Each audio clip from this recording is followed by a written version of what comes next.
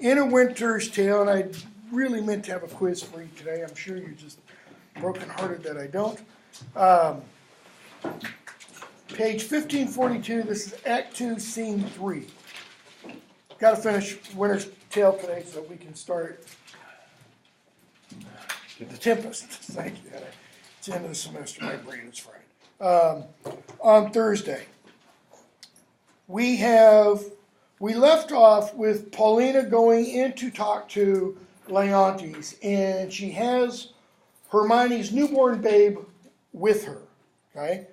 And Leontes is getting on Antigonus because he can't, quote-unquote, overrule his wife, okay? She lays the baby down, kind of in front of him, and Leontes says, "Out! The mankind witch, hence with her, out a door, a most intelligencing bawd." Okay? Not so. I am as ignorant in that is bawdry, procuring flesh for money. I am as ignorant in that as you in so entitling me. I am as ignorant of what you're charging me with as you are ignorant in labeling me with that, she says. And no less honest than you are mad. Okay, so if she is no less honest than he is mad, and she is asserting he is mad, then she's also asserting, I am really honest. I'm entirely telling you the truth here. Okay?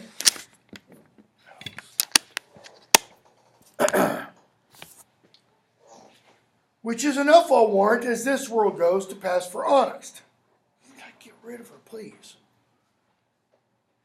She tells Antigonus, "Forever unvenerable be thy hands if thou takest up thy princess by that forced baseness which he has put upon it." In other words, okay, forever unvenerable be thy hands.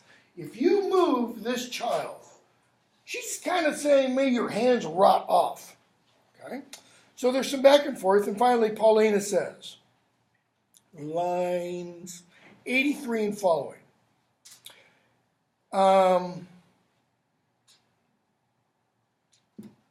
Leontes has just said, about 80, called Paulina and the women a nest of traitors. Antigonus, I am none. Paulina, nor I, nor any but one that's here, and that's himself. Leontes is a traitor to himself. Why? Because like Hamlet, or as Hamlet suggests in his scene with Laertes, he's mad. For he, the sacred honor himself, his queens, his hopeful sons, his babes, betrays to slander. She's saying he betrays his entire family to slander, whose sting is sharper than the swords, and will not, for as the case now stands, it is a curse he cannot be compelled to it.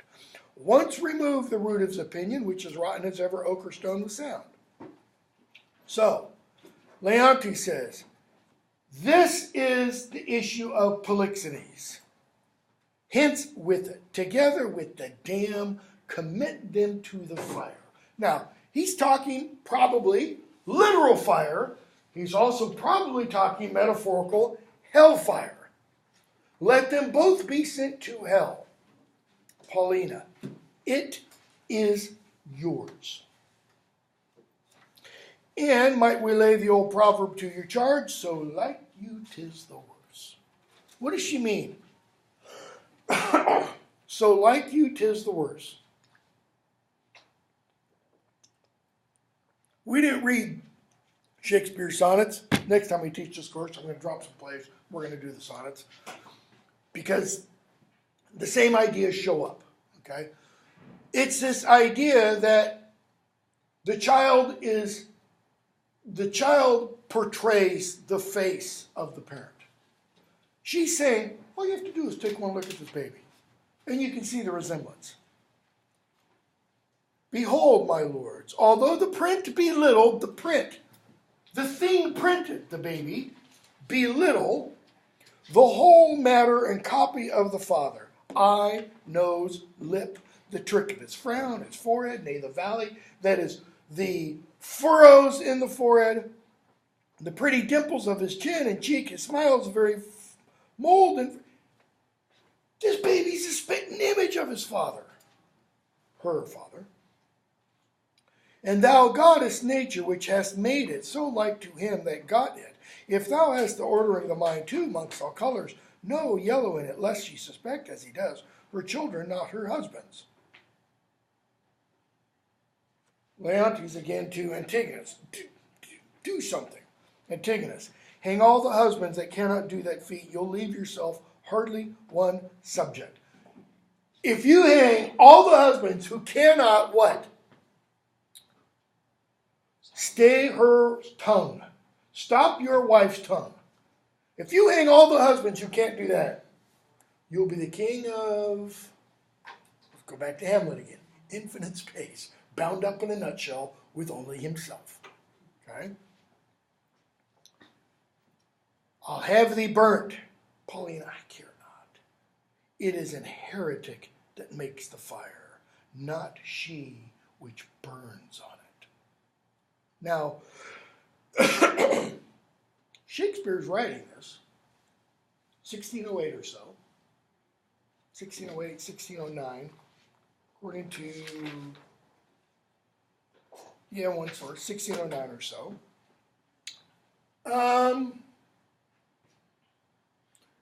This is within,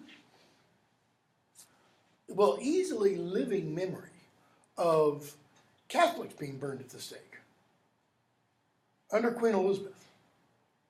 Okay, so there are people who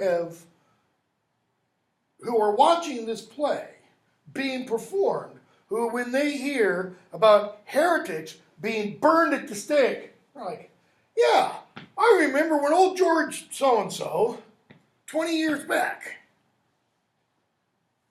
It's a heretic that makes the fire, notice. Not she which burns in it. She. Is she talking about burning witches? Not necessarily. I'll not call you tyrant, but this most cruel usage of your queen, not able to produce more accusation than your own weak-hinged fancy. You're not able to produce more accusation. What does she mean by accusation? Proof, evidence. Something savors of tyranny. Notice, I'm not going to call you a tyrant, but what you're doing is kind of tyrannous and will ignoble make you. He has to put it that way in order for the meter to work. It will make you ignoble. Yes, scandalous to all the world. Okay? And Leontes again to Antigonus, get rid of her. Paulina, I pray you do not push me, because Antigonus, when Leontes says that, Antigonus should come up and kind of gently put his hands on his wife and try to move her aside. So she says, I pray you, do not push me. I'll be gone. What does she mean? When I'm good and ready. Look to your babe, my lord, 'tis yours. Jove, send her a better guiding spirit. Better than what? Better than yours. What needs these hands? You that are thus so tender o'er his follies will never do him good. No, farewell. We are gone. So, Leontes says to Antigonus, you put your wife up to this, didn't you? She wouldn't have done this on her own. My child, away. Go, take it to the fire. Okay? So, one of the lords speaks to him, and Leontes again tells Antigonus, come, take the child. And what do we see towards the end of the scene? Antigonus takes up the baby, cradles it in his arms, and walks out saying, I swear to do this. What is the to do this? Leontes, okay, don't burn it in a fire, all right? Okay. take the female bastard hence to some remote and desert place outside of our dominions and leave it there. Ancient Greek idea. Leave it on a mountain. Expose it to the elements. If the gods favor this child, the child will live. If the gods don't, a wild animal will come and tear it to pieces. As by strange fortune it came to us, I do injustice charge thee on thy soul's peril and thy body's fortune. Commend it to some strange place where chance may nurse or end it. That way, Leontes can go, my hands are clean. So Antigonus picks up the child, walks out. I swear to do this, though a present death has been more merciful. Come on, poor babe. Some powerful spirit, instruct the kites and ravens to be thy nurses. Wolves and bears, they say, casting their savageness aside, have done like offices of pity. And we do actually have examples of that in the real world. Of, babies, plane crashes, whatever, being left alone in the woods and being raised by wolves. It's not just a, Rudyard Kipling fairy tale. Sir, be preposterous, and more than this deed does require. In blessing against this cruelty, fight on thy side. Poor thing, condemned to loss. Okay? So, Leontes finishes the scene and act and says to the lords, set up a court. We're going to try Hermione. Prepare you, Lord, summon a session that we may arraign our most disloyal lady.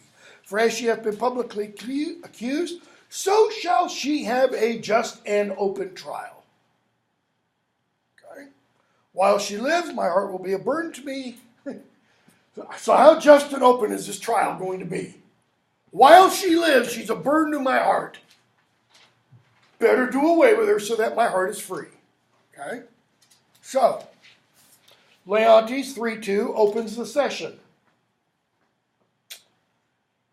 And has the officer read the indictment against Hermione.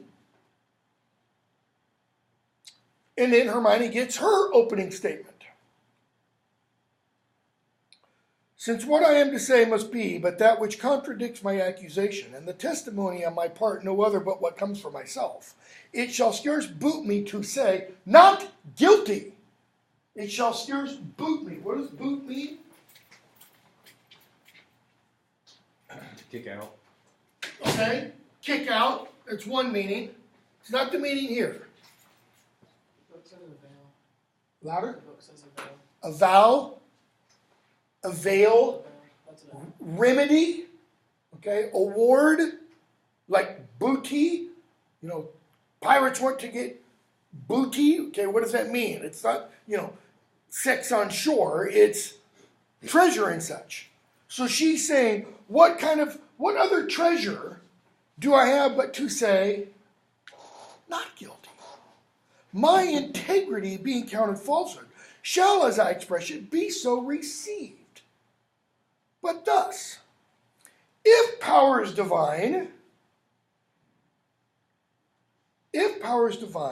behold our human actions as they do. She starts with a conditional, and then she asserts, they do watch us. I doubt not then, but innocence shall make false accusation blush, and tyranny tremble at patience.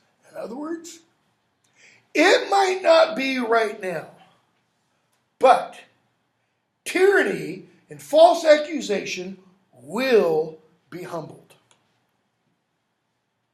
You, my Lord, best know who least will seem to do so. My past life hath been as continent, as chaste, as true, as I am now unhappy. Well, she's pretty unhappy. So her past life, she was pretty chaste, meaning entirely chaste, entirely continent. That means unchanging, unwavering in her love for Leontes. which is more than history can pattern, though devised and played to take spectators. For behold me. Now she's not addressing necessarily Leontes. She's addressing the audience in the court and the audience in the theater. Behold me, a fellow of the royal bed, a great king's daughter, which owe a moiety of the throne, that is, own. Part of the throne is mine. A great king's daughter, the mother to a hopeful prince, here standing to prate and talk for life and honor before those who please to come and hear. Well, who are those who please to come and hear? The rabble, the riffraff, commoners. This court that Leontes has set up is not in some sealed away room in the halls of justice. This is an outdoor public court. This is probably very much like an Elizabethan hanging court. Okay? Where the accused would be brought out in public, and it was essentially a sham trial. And the accused would be declared guilty and then led to the gallows or led to the stake to be burned or led to the chopping block to have the head chopped off. For life, I prize it as I weigh grief which I would spare. For honor, 'tis a derivative. From me to mine. From me to what? My offspring. And only that I stand for. She's saying, you can take my life, but by demeaning, besmirching my honor, you besmirch not only me, but my offspring. I appeal to your own conscience, sir, before Polixenes came to your court, how I was in your grace, how merited to be so. Yeah, that's probably not the best way to go about an argument, because what's his whole point? Yeah, but once Polixenes came, what happened? Oh, you suddenly got pregnant.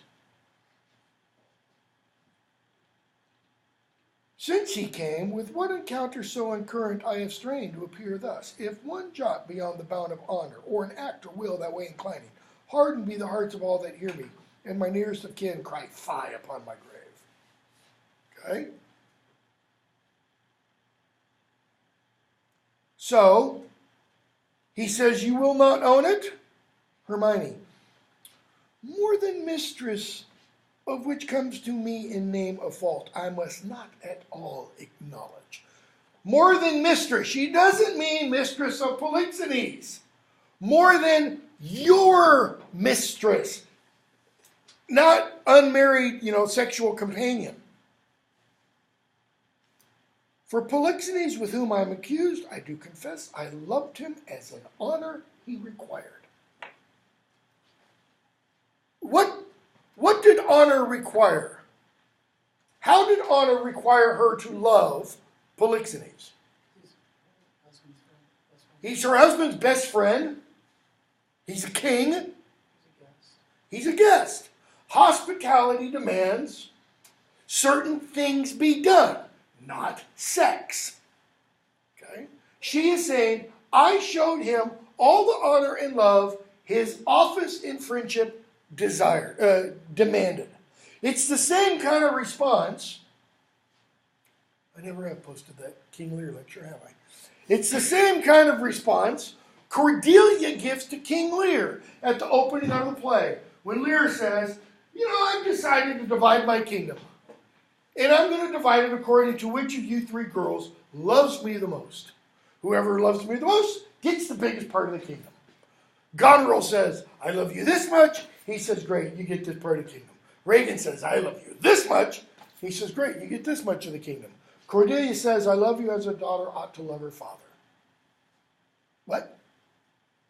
I love you as a daughter ought to love her father, nothing more. Nothing will come of nothing.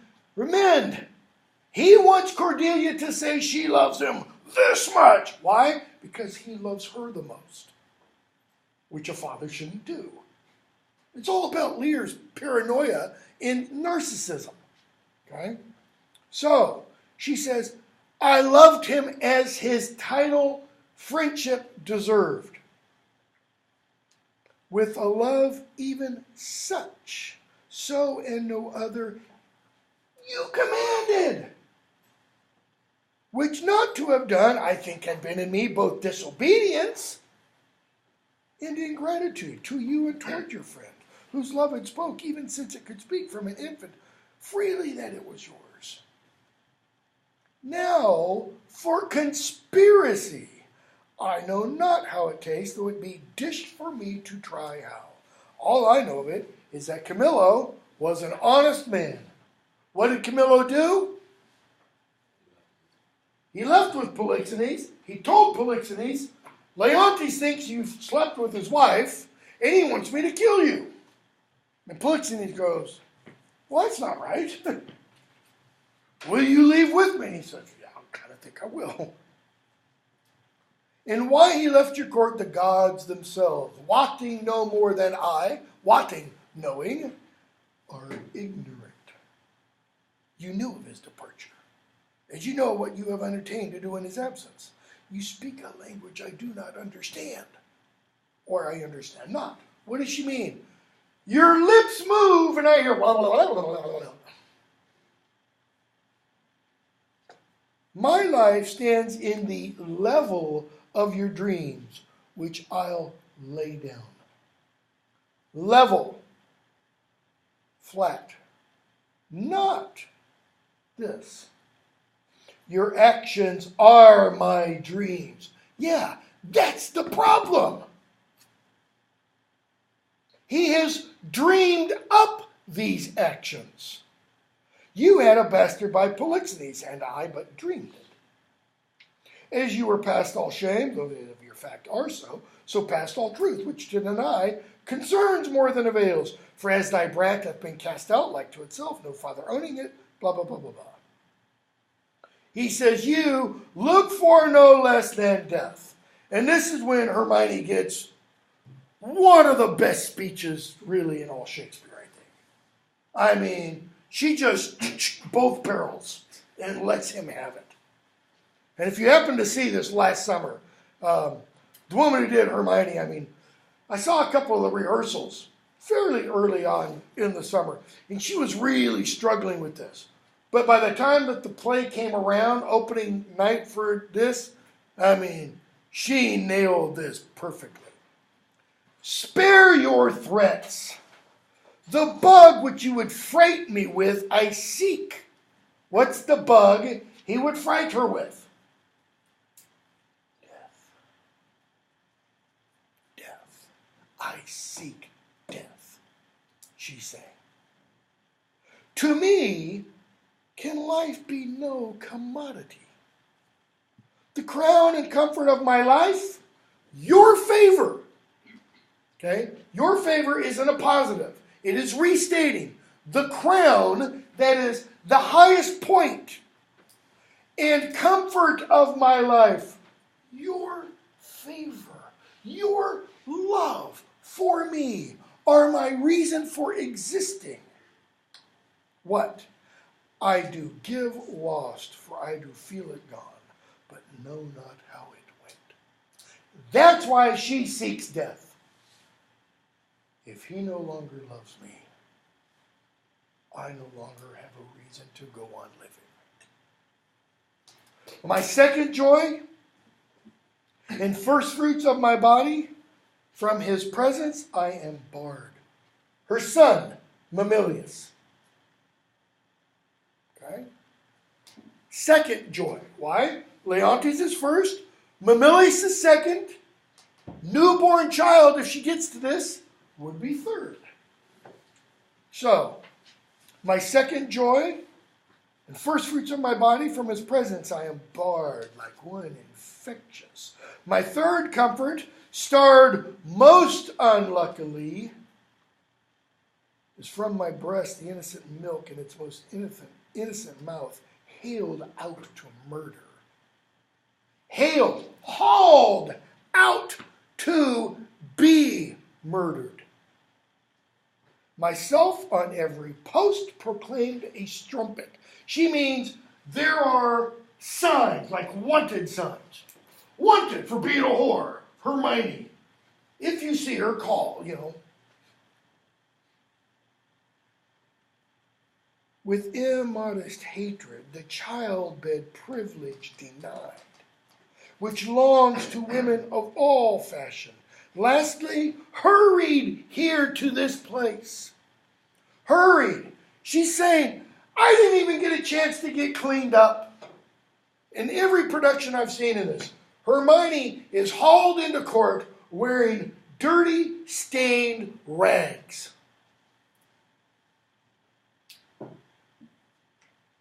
In the open air, before I have got strength of limit. Now, my liege, tell me what blessings I have here alive that I should fear to die. Why should I want to go on living? Therefore, proceed. Go ahead. Give me your verdict. But yet hear this. Mistake me not. No life I prize it not a straw, but for mine honor, which I would free, if I shall be condemned upon surmises, suppositions, all proof sleeping else, but what your jealousies awake, I tell you, 'tis rigor and not law. What does she mean by rigor? What's your gloss say? 114. Tyranny. How is rigor tyranny? What is rigor mortis? Moving after you die. Not moving after you die. It's when the body locks, freezes. The muscles freeze up. Okay? It's the unmovement of death. Tyranny, rigor. What's tyranny? It's unbending will. It's single-mindedness towards only one thing. Usually, what's best for me. Your honors all I do. Refer me to the oracle. Apollo be my judge. Okay? I don't trust him. Let Apollo judge me. And he goes, okay, well, she has that right. The emperor of Russia was my father. Oh, that he were alive and here beholding his daughter's trial. In other words, she says, then you see some action. Okay? So, the officers come in because Leontes says, I sent to the oracle. So they come in. Cleomenes and Dion. And they swear, they've been to the oracle. They've got the prophecy. It's been sealed. Nobody's tampered with it. And the officer reads, Hermione is chaste. Polixenes blameless. Camillo a true subject.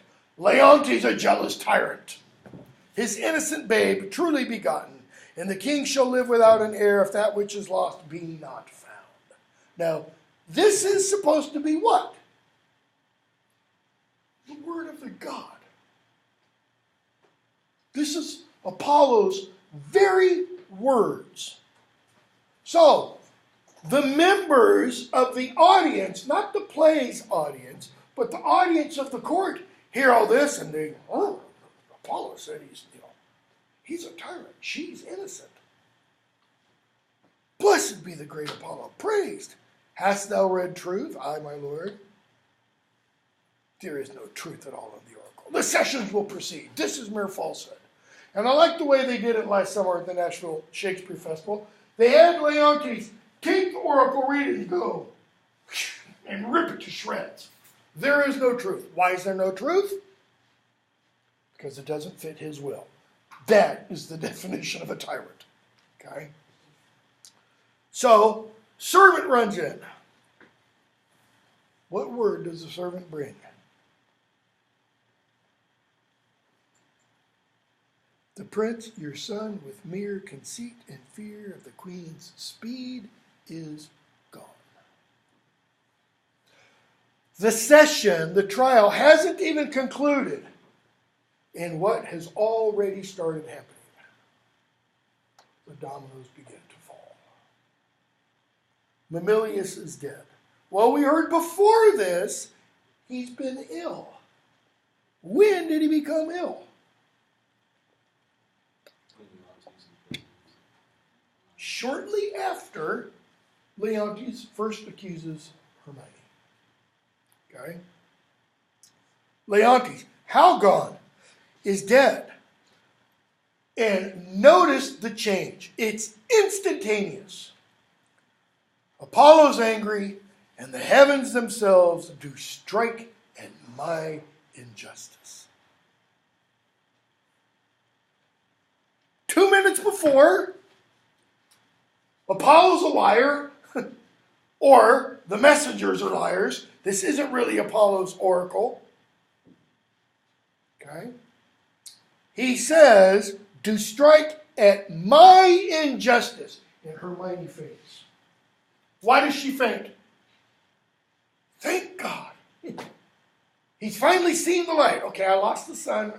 I can deal with that, But I'm going to go free now?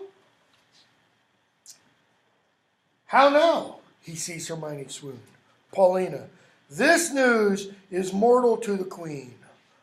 Look down and see what death is doing. In other words, you were going to sentence her to this. Guess what? Too late. She's already died. Take her hence. Her heart is but overcharged. In other words, no. She's fine. She'll be okay. She just fainted. She will recover. So Paulina and ladies with Hermione leave. And Leontes addresses Apollo and the audience. He gets a soliloquy. Pardon my great profaneness against thine oracle. I'll reconcile me to Polixenes. Notice, he doesn't say, I'll reconcile with Polixenes. This is why I love Shakespeare so much. His exactness with words. I'll reconcile me to him. Why?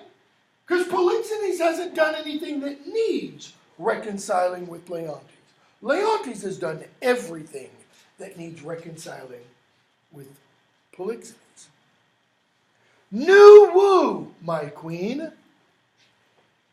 He's going to have a lot easier time reconciling himself with Polixenes than he's going to have new wooing Yeah, okay, Amelia, you kind of snickered. How do you do that, really? How do you new woo someone you've already wooed, been married to, had children with? Because you've messed up and you gotta... Yeah, but I want to. How do you do it? You know, it can't be like going out on that first date. It can't. I'll recall the good Camillo, whom I proclaim a man of truth, of mercy, for being transported by my jealousies to bloody thoughts and to revenge. Again, this happened how? In the blinking of an eye. I mean, his transformation is that quick. His repentance turns, proverbially, on a dime. It's instantaneous.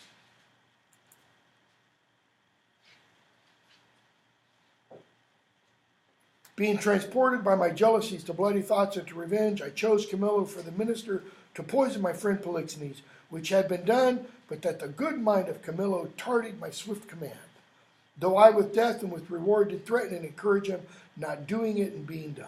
He, most humane and filled with honor, to my kingly guest unclasped my practice, quit his fortunes here, which you knew great, and to the hazard of all uncertainties himself commended, no richer than his honor. How he glisters, that is, shines, what? Through my rust. And how his piety does make my deeds the blacker. Paulina comes in. Now, when Paulina left, she left with her ladies, and they're bearing Hermione off the stage. And what does Leontes think has happened to Hermione? She's passed out. Okay? because of the death of her son. Paulina, woe the while, cut my lace, lest my heart cracking it break too. What's going on? What studied torments, tyrant, hast for me? She's not speaking to the Lord. She's speaking to Leontes. What wheels, racks, fires, every one of those, an instrument of torture in the Tower of London. Henry VIII really mastered, or his minions, really mastered the art of torture. I mean, the Gestapo had nothing on what they used to do in the Tower of London. Just go back and read some of the accounts of what was done. What flaying, boiling in leads or oils? What old or newer torture must I receive, whose every word deserves to taste of thy most worst? Thy tyranny, together working with thy jealousies, fancies, fantasies, too weak for boys, too green and idle for girls of 9, think what they have done, and then run mad indeed, stark mad. In other words, you had these little ideas, and what did he do? He gave complete free rein and became mad.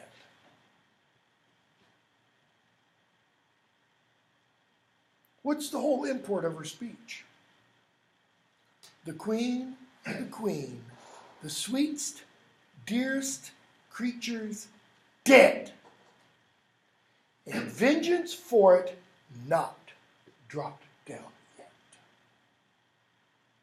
Your son is dead, your queen is dead, and vengeance hasn't come yet. I say she's dead. I'll swear it. If word nor oath prevail not, go and see.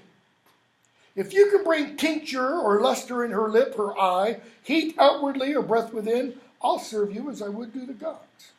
But, oh, thou tyrant, do not repent these things, for they are heavier than all thy woes can stir. Now, she's kind of turning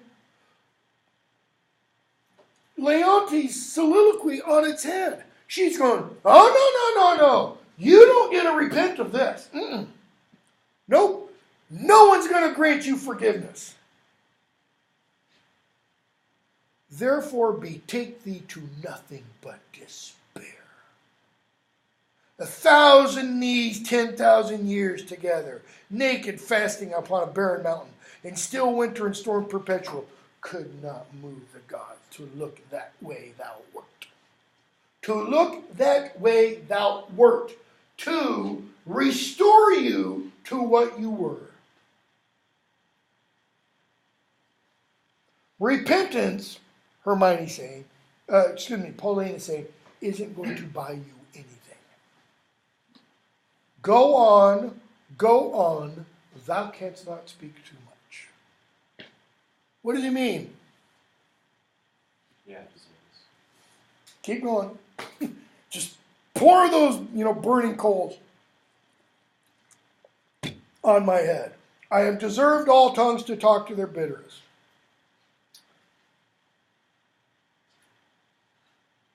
And the Lord says to Pauline, okay, that's enough. She says, no, it's not. All faults I make, when I shall come to know them, I do repent. Alas, I've showed too much the rashness of a woman. He is touched to the noble heart. Now, Paulina says, okay, I was a little rash. Because she sees what in Leontes? Grief. But what kind of grief? It's righteous. He really is repentant. He really is full of contrition for what he's done. Do not receive affliction at my petition, she says. I beseech you rather, let me be punished that have minded you of what you should forget. Let the gods punish me, she says. Now, good my liege, sir, royal sir, forgive a foolish woman. The love I bore your queen, sorry, I won't talk about her anymore. No, will I talk about your children? Take your patience to you. What does that mean? Take your patience to you. I think I've used this before. What does it mean to be patient? It's to suffer. Take your suffering to you. Bind it to you. She is saying, endure your life of suffering. Why? Probably because it will redeem him. Okay? Leontes. Thou didst speak but well and most the truth, which I received much better than to be pitied of thee. In other words, no, don't lessen your speech. Don't be apologetic for having dumped on me. Prithee, bring me to the dead bodies of my queen and son. One grave shall be for both.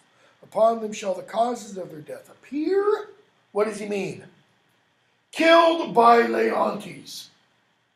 That's what he means. And he says, and once a day I'll do what? I'll go and I'll visit the chapel where they lie, and tears shed there shall be my recreation. As long as nature will bear up with this exercise, so long I daily vow to use it. That is, as long as nature keeps me alive, I will do this every day. Okay?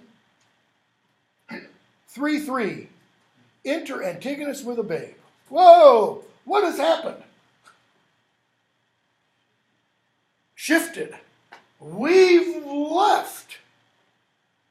Okay? Cecilia. We've left Leontes' kingdom and gone somewhere else. So that now there's Antigonus, who fled earlier with the babe. Okay? And he gets this big long speech. He lays down the baby. He puts a box near it. What does the box have in it? A letter written in his own handwriting that says who the baby is, or whose the baby is.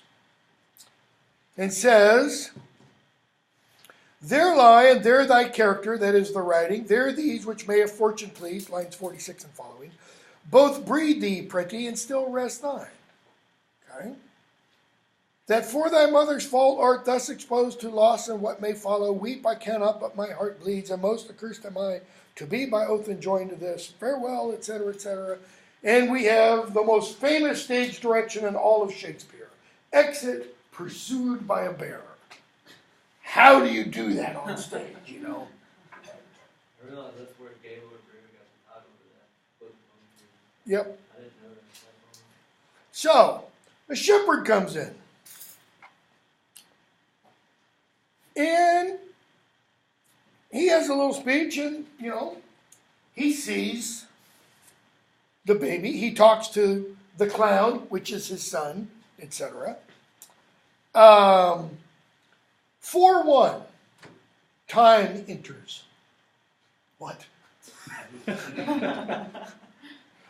Time personified enters. I that please some try all, both joy and terror of good and bad, that makes and unfolds error, causes error and unfolds, that is, reveals. Because what are we told time does? Time reveals all things. Now take upon me, in the name of time, to use my wings. Impute it not a crime to me or my swift passage, that I slide o'er 16 years, and leave the growth untried of that wide gap, since it is in my power to overthrow law, and in one self-born hour to plant and overwhelm custom. Let me pass, blah, blah, blah, blah, blah. So what is time there for? Yeah. Does the Jedi mind thing and says 16 years have now passed. And boom. Okay. Polixenes comes in, 4:2. Camillo comes in. If 16 years have passed, what happens to Polixenes and Camillo? Well, they've aged a little bit. Maybe they had blonde hair and black hair before, and now they've got a little bit of gray hair. Okay? And Camillo reminds the audience, it is 15 years since I saw my country, though I have for the most part been aired abroad. I desire to lay my bones there. In other words, my Lord, I want to go back home. I want to die where I was born. He said, no, Camillo. Of that fatal country, Sicilia, line 20, speak no more, whose very naming punishes me with the remembrance of that penitent, as thou callest him, and reconciled king. Notice, word has reached Bohemia about what happened to Leontes, about what happened to Hermione, about what happened to Mamilius. My brother, whose loss of his most precious queen and children are even now to be fresh lamented.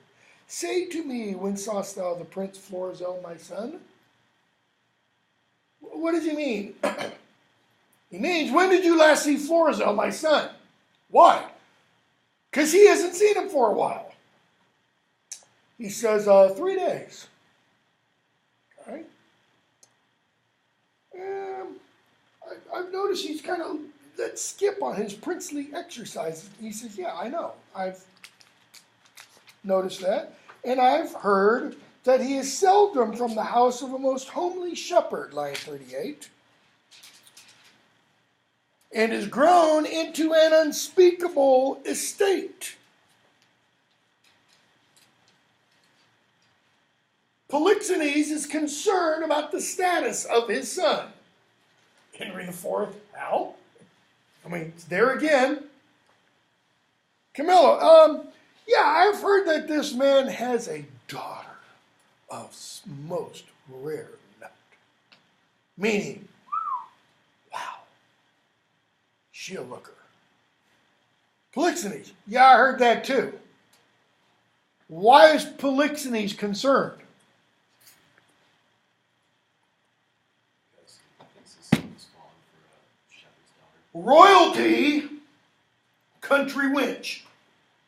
No, no, the two don't mix. Royalty, royalty. So he says, let's go spy on them, essentially. We'll put on disguises, okay? 4-3, which we're going to skip. 4-3 is a comic scene. Autolycus comes in, he's a thief, etc. He steals from the shepherd's son, the clown, etc., etc. 4-4, we get Florizel come in shepherd's garb, no longer dressed as a prince, and Perdita in holiday attire. Okay, why is she wearing holiday attire? Are we told what holiday it is? It's some kind of, what's the word I want? Festival thing. Yeah, green, growing. Yeah, it's either spring or fall. Man. Okay. So we see Perdita and Florizel, and Perdita says, or Perdita if you want, to me the difference forges dread, your greatness hath not been used to fear. Even now I tremble to think your father by some accident should pass this way as you did. What is what is Perdita or Perdita telling us there? What does she know about Florizel? That he's royal. Prince. You know, and that really bothers me, because if your father sees us, Florizel, apprehend nothing but jollity. Don't worry about that.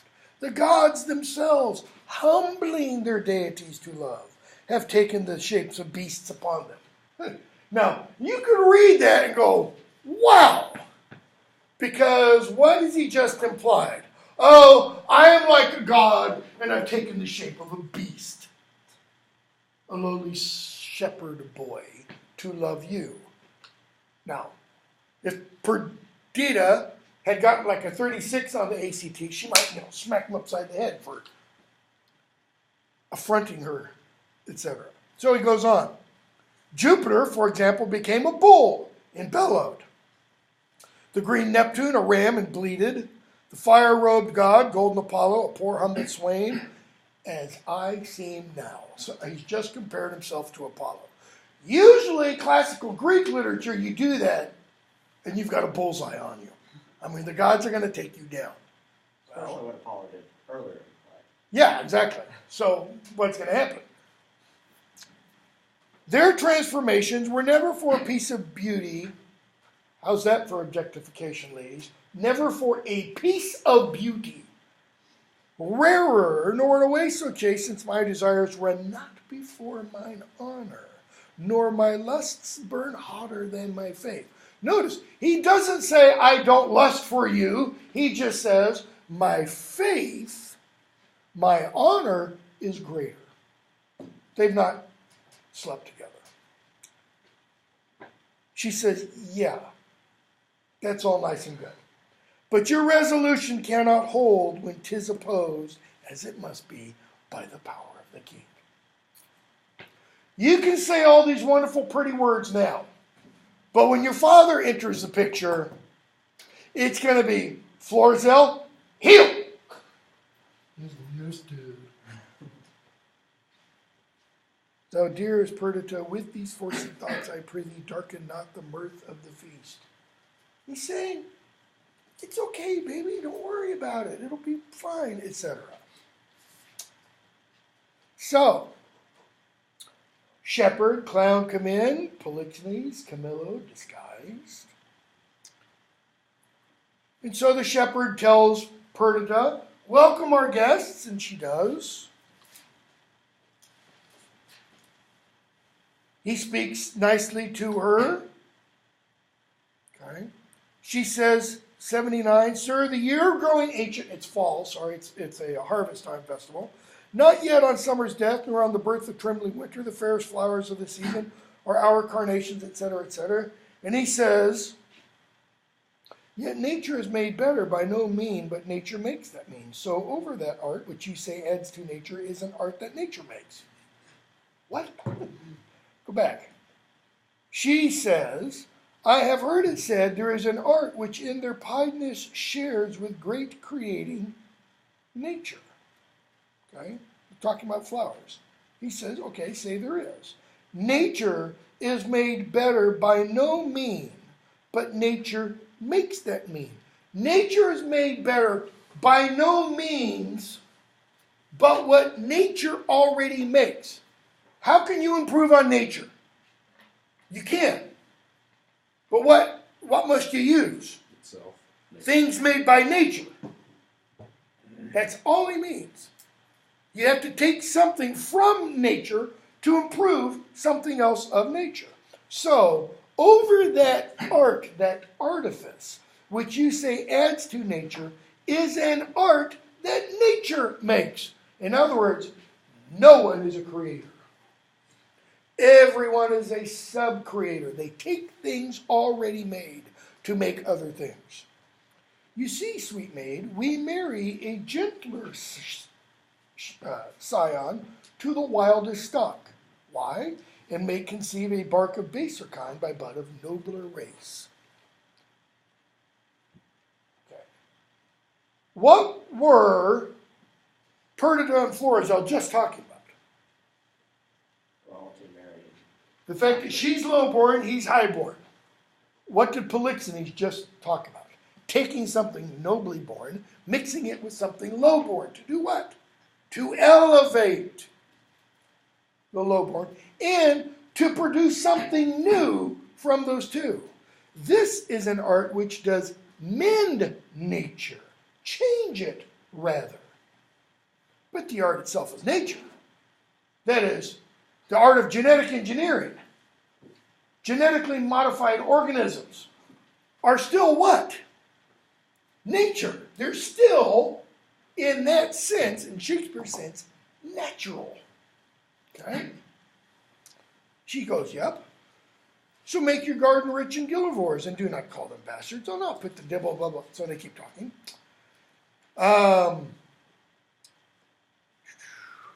let's skip a bunch. Polixenes says to Camilla, bottom of 1553, line 156, this is the prettiest lowborn lass, almost an ass, this is the prettiest lowborn lass that ever ran on the greensward. Nothing she does or seems, but smacks of something greater than herself. Too noble for this place. Why? Because, I gotta get the name right, Polixenes is seeing her inherent nobility. He tells her something that makes her blood look out. That is, Florizel has just said something to Perdita, and what happened? She flushed. I mean, her face turned red. Okay? So Polixenes asked the shepherd, who is this kid dancing with your daughter? He says, you know what his name is. And we see, I'm going to skip a bunch, the talk about the two marrying. Let's see here. We can skip all that.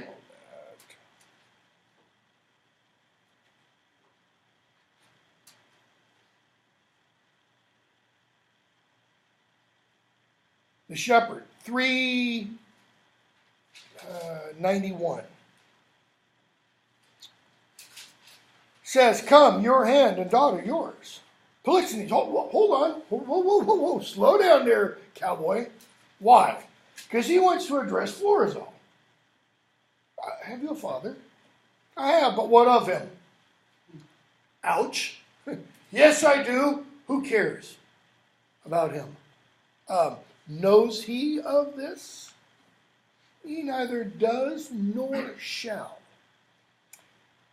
Father should be at the nuptial of his son and a guest. He should be a guest at the nuptial of his son. So, is your father grown incapable of reasonable affairs? That is your father's brain addled? Is he senile? Is he not stupid with age and altering rooms? Can he speak here? Florizel, he's got his health, ampler strength, all that. Then you offer him wrong, something unfilial that is against family. Reason, my son, should choose himself a wife. But as good reason, the father, all whose joy is nothing else but fair posterity, should hold sound counsel. There it is again. Fathers getting in the place of children in their love. He's just saying, your father should be able to give you some advice and counsel about this. Florizel, I yield all this. I agree, you're right. But, for some other reasons, my grave sir, which 'tis not fit you know, I not acquaint my father of this business. Let him, my son, a little bit of foreshadowing there. He shall not need to grieve at knowing of thy choice. He shall not need to grieve. What might Polixenes be saying there? Ask my permission, and I might say yes. On the basis of what? The interaction he has had with Perdita. He sees there's something more to her than just what appears. Come, he must not. And he does what? Rips off the disguise. It's not a mask. It's probably a fake beard, hat with fake hair or something. And says, mark your divorce, young sir. Whom son I dare not call. Thou art too base to be acknowledged. Thou a scepter's heir that thus affects a sheephook. Thou old traitor! Now he turns on the shepherd. The shepherd's like, whoa, not my fault. Did the shepherd know who Florizel was? No. Perdita did. She never told Dad. And then Polixenes turns to Perdita. I'll have thy beauty scratched with briars and made more homely than thy state. Well, that's pretty severe. Okay. He then says to Florizel, I'll bar you from succession. You're not going to get a dime from me. You're going to die penniless, et cetera, et cetera. He and Camillo leave. Well, he leaves. Camillo stays. Perdita, undone. I was not much afeared. For once or twice I was about to speak and tell him plainly, the selfsame son, blah, blah, blah, blah, blah. Will it please you, sir, be gone? She's talking to Florizel there. Leave! Why? I told you this was going to happen. Camillo, how now, father? Notice what Camillo's concerned about. The shepherd looks like he's had a heart attack. I cannot speak, nor think, nor dare to know that which I know. Sir, you have undone a man of 83, 83 years old, that ought to fill his grave in quiet, yea, to die upon the bed my father died, to lie close, etc. And then he says to Perdita, you cursed wretch, you know this was the prince. Okay? So, they all go back and forth, and Camillo comes up with an idea. What is it? Notice, it's Camillo who keeps saving the day. Right? He says, line 523.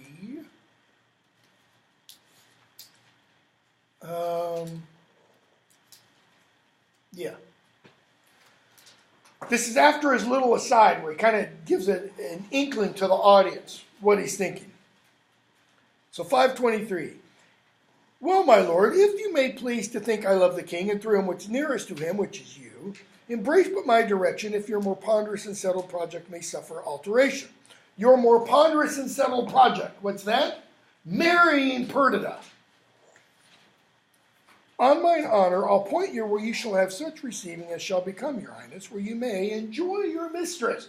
Doesn't mean just have sex with her. He means marry her. From the whom I see there's no disjunction to be made, but by his heavens forfend your ruin, marry her, etc. How can you do this? Are you a magician? May this almost a miracle. Notice, he uses miracle, not magic. Why? What's the difference between miracle and magic? Yeah. Miracle is religious. It is something done by someone who is holy. Magic, not necessarily.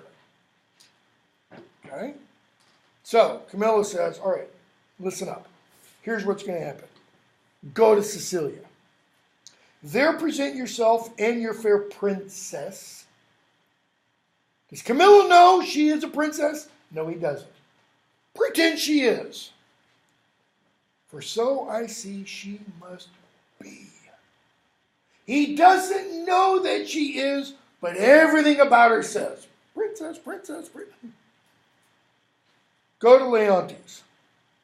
She shall be habited as it becomes the partner of your bed. That is, she'll be dressed in a fashion that merits yours. She'll look like a princess. This is kind of the My Fair Lady or Pygmalion, you know. Take the flower-selling Cockney girl and turn her into a princess. Was Florizel? Polixenes already had Florizel at the point when he went back from. Yes. Okay. Yeah, when he was in Bohemia, when he was in Sicilia at the beginning of the play, Florizel's at home. Do we know how old he was when that happened? I think he's about 7, because he makes a comment about, his son is about the age we were when we were young boys, etc. And that's one of the reasons he wants to go home. He hasn't seen his son for 9 months. Okay? So, he says, go. Florizel, what color for my visitation shall I hold up before him? That is, before Leontes. Say that you were sent by the king your father to greet him and to give him comforts. That is, Tell him, Polixenes sent me to do what? Help you in your time of grief. Well, his time of grief has been going on for 16 years. Okay? Florizel says, okay, we'll do this.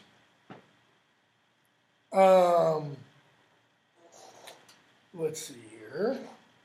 Autolycus comes back in. He's overheard the conversation.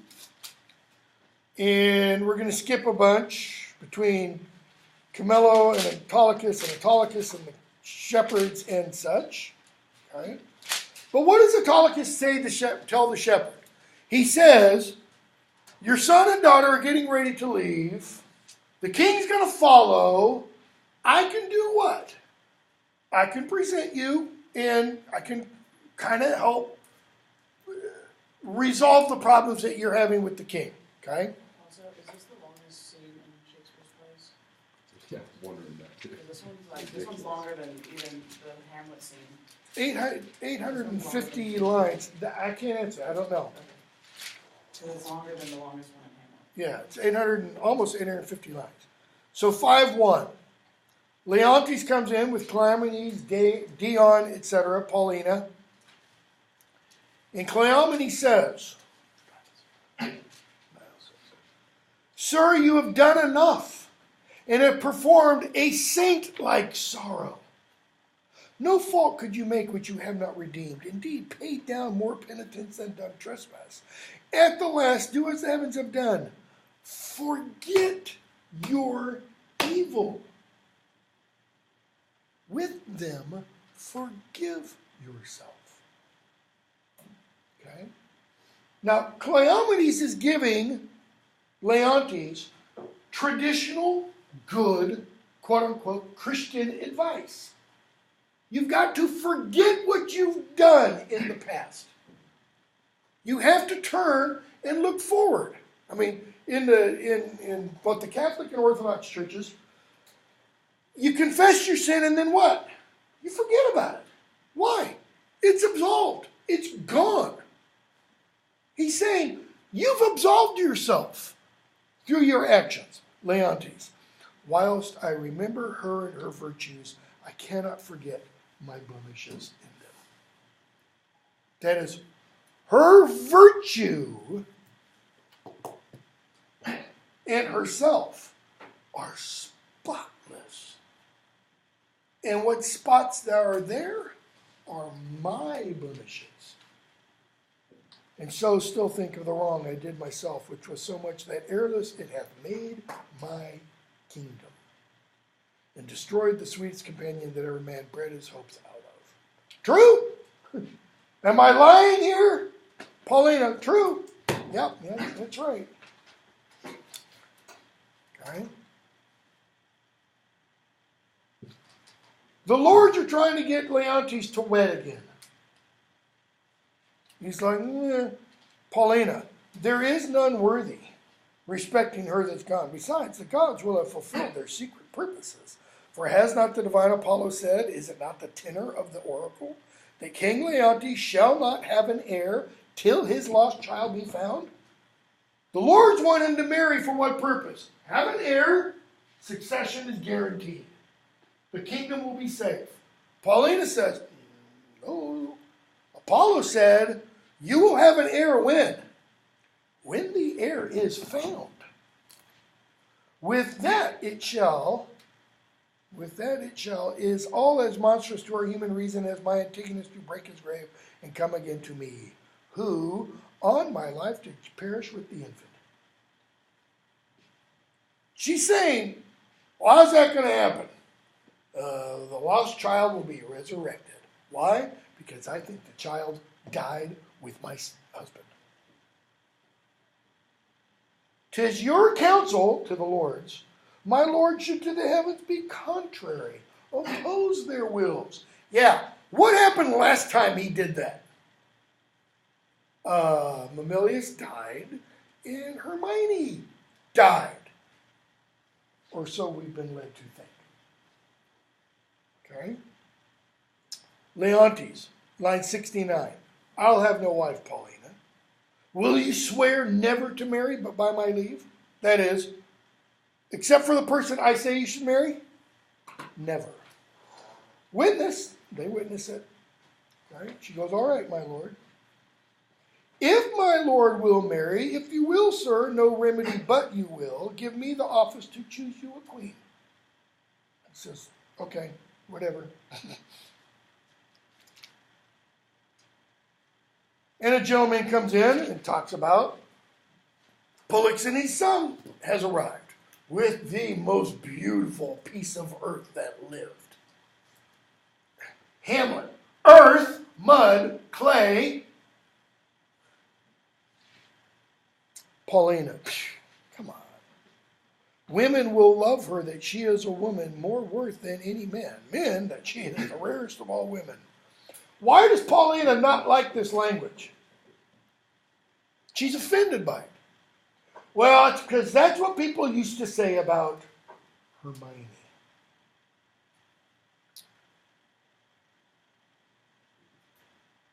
Okay. Florizel, Perdita, Cleomenes, others come in. Leontes says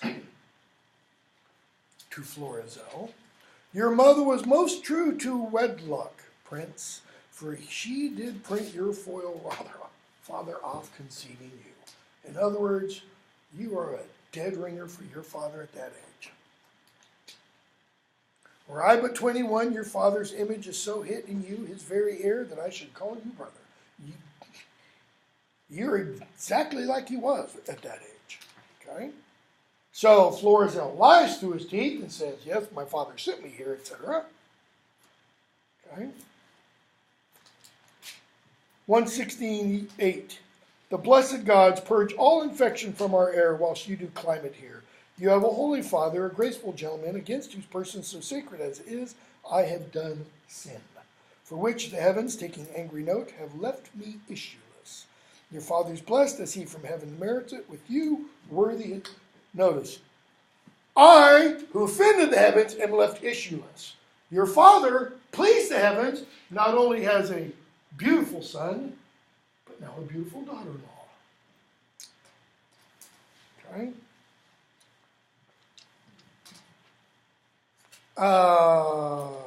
Go to 5:2. Autolycus and a gentleman come in, and the gentleman says, the oracle is fulfilled. The king's daughter is found.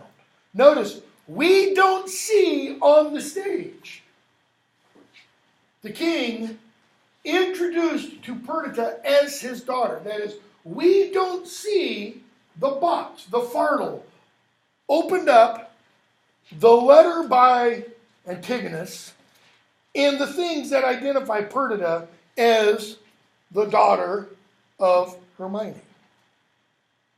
Such a deal of wonder is broken out within this hour that ballad makers cannot be able. Has the king found his heir? The mantle of Queen Hermione's, that is, the shawl that Queen Hermione wore, her jewel about the neck of it, the letters of Antigonus, etc., etc. Did you see the meeting of the two kings? Polixenes has now come. So we're kind of like we were back at the beginning of the play. Polixenes, Leontes, Florizel, however, is there now, where before he wasn't. Okay. So we hear about Antigonus's death again and such. We hear about how the shepherd found the babe. And the shepherd and clown then come in, line 125, dressed in finery. What does it mean, dressed in finery? They're dressed in the finest clothes. Why? What has happened to them?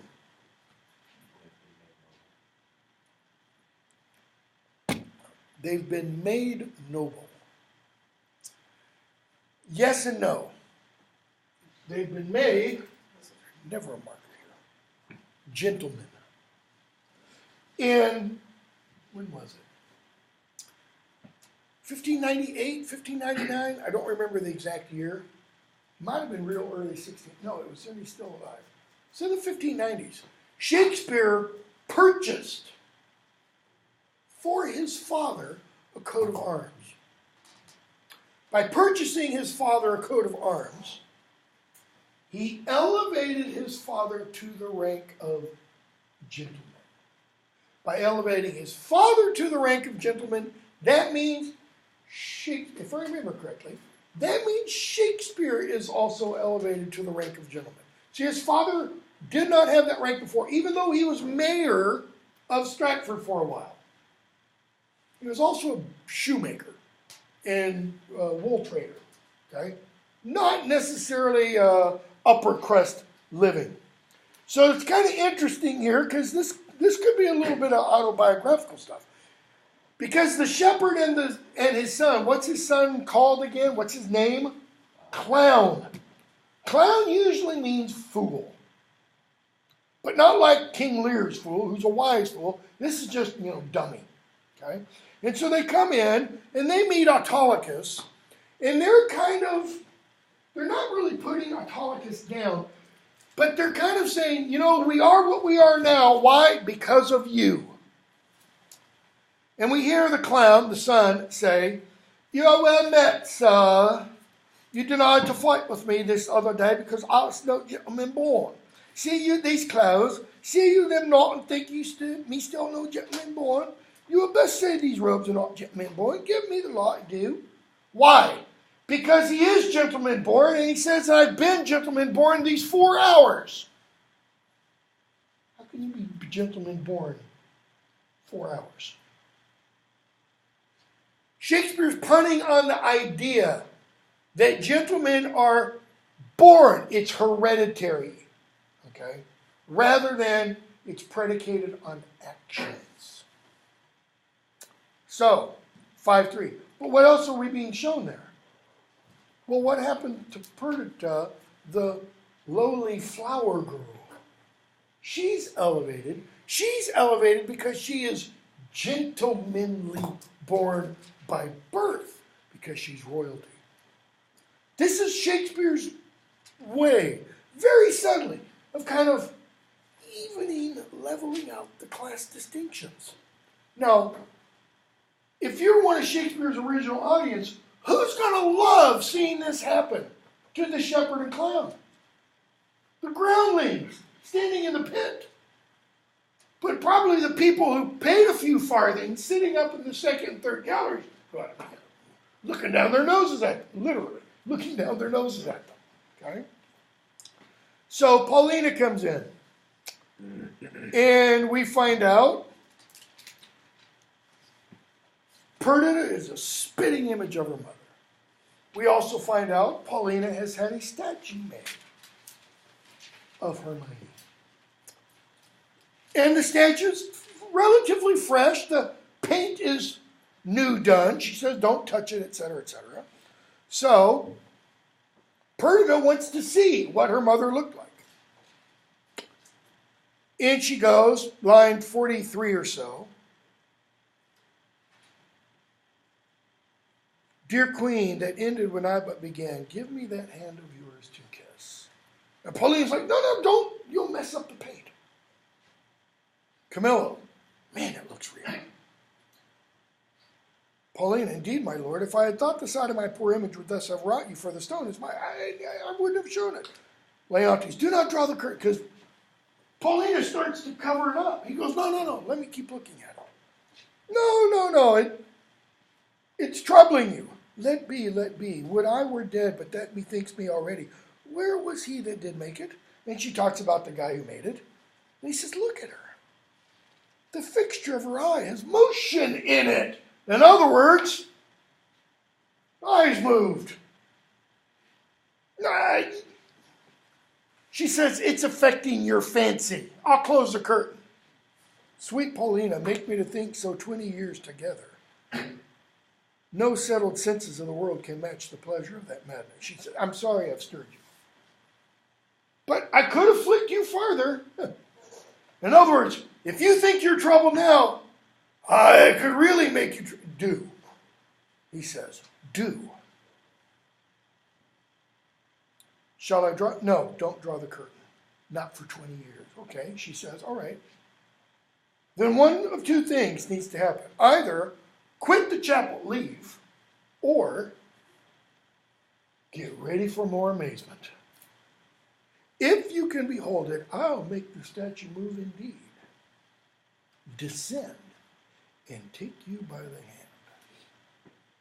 But then you'll think that I protest, that I am assisted by wicked powers. Here's the magic I was talking about earlier. I'm not assisted by wicked powers, she says. What you can make her do, I am content to look on. What to speak, I'm content to hear. For 'tis as easy to make her speak as move. Why? It's a statue. If you can make her speak, I'm happy with that. If you can make her move, I'm happy with that. Why? It's a statue. This is Leonti's way of saying you can't make it really happen. But I'm content to just stand here and look at her. So, music. Descend. Be stone no more. Approach. Strike all that look upon with marvel. Come, I'll fill your grave up. Why? Because the grave that Leontes has been visiting every day for the last 16 years, she wasn't in it.